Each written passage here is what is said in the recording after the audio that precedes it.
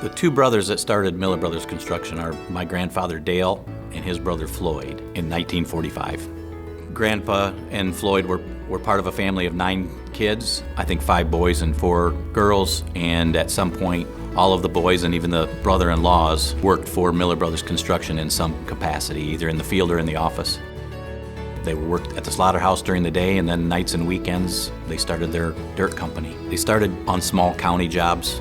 They were a subcontractor to move the dirt and put the pipe in, and it grew into working in Ohio, Indiana, and Kentucky, a couple of ditch diggers. With some weekend work, grew into building interstates.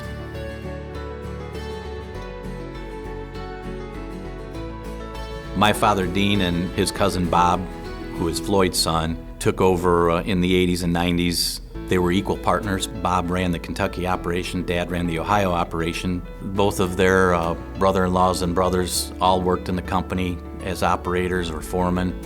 So the second generation had quite a few members that contributed. Bob did a lot of the interstate around Cincinnati and some of the Daniel Boone Parkway through Kentucky. And when the interstates were finished, Bob decided he wanted to stay down in Kentucky, and we started strip mining coal for quite a few years until Bob was ready to retire. Everything we do, even now, it's related to earthwork and drainage, pipe. We had an asphalt paving group for a while. We also had a landfill business that we dug landfill cells and did liners and caps for landfills. Miller Brothers had bought Harper Supply, which was a bridge company in the 90s, early 90s, and we incorporated them into Miller Brothers Construction and expanded our bridge building and evolved to where we do anything from ground level down. I never worked for Miller Brothers in high school or even in college. I worked for my uncle pouring concrete basement walls. I just didn't want the stigma of being the boss's kid. I wasn't ready for that, so even after college, I graduated in civil engineering and went to work for the Ohio Department of Transportation for 5 years. I always knew the opportunity was there at Miller Brothers from Dad, but I was never pressured to come to work, so in '95 I decided to take an opening at Miller Brothers, and when I first started at Miller Brothers, I was started doing basic takeoff and estimating. Denny Hines was our vice president. I think he's taught all of us that work there in some way or another how to put an estimate together and how to build a site from the office. He was a great mentor to many of us. Building has always been something that's fun to me. You get done and you can take a look at an interchange or a bridge or a road and say, you know, I had part in making that work. When I was 10 or 12 years old, we used to, Saturdays and Sundays, we'd have to get in the car and we'd drive a couple hours to look at a project that was going on, and to me it was, we drove a couple hours in the car to spend a couple hours looking at dirt. Wasn't always the most fun thing to do as a 10-year-old, but as I've gotten older, I understand why Dad wanted to do that, and he was very proud of what we were able to do as a company, and I take a lot of pride in the projects we build, so now I'm hauling my kids around and showing them dirt projects on the weekends and pointing out different aspects of things that we've built or had a part of. Miller Brothers is successful because of our people.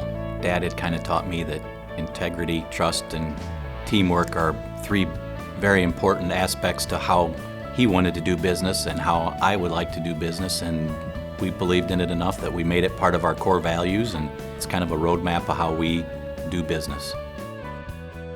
You know, leadership has evolved over the years. I mean, when you look at Dale and Floyd Miller coming out of the Depression, I mean, it was a different time, and there were different demands on people. And I've seen an evolution there, and you can see when Dean came in, Dean was a great leader, and a progression where Dean he birthed some new ideas. We birthed Melco, a landfill group. We had Hillsdale Sand and Gravel. We had paving. Now Brad, the 3rd generation, has really, I think, put his stamp on the Miller family is by taking us to Central Ohio and launching Ann Arbor. Private companies in Michigan want to do business with companies in Michigan, so it only makes sense for us to have an address in Michigan that we can say, hey, we're here to stay, we're doing business here. look at what we've done, look at what we can do. The whole company itself in the past few years has been 60% plus private sector, with less than 40% being in the public sector. And in the early 90s, when I started, it was primarily 90% plus public and a little bit of private work. Each generation sort of take those steps and not be afraid to try new things. And I think that speaks to the Miller family, and just, I think they're visionaries. What's the next 75 look like? I think technology will be paramount. We can compete with the big guys, and yet we're nimble enough to move around into some smaller markets. We believe at Miller Brothers that we're sort of on the front edge of technology, whether it's how we bid work to GPS.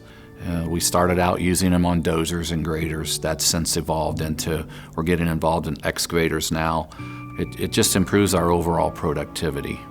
Drones are a big part of what we do. To be able to grade a site to 1/10 of an inch through technology, it helps us be more efficient.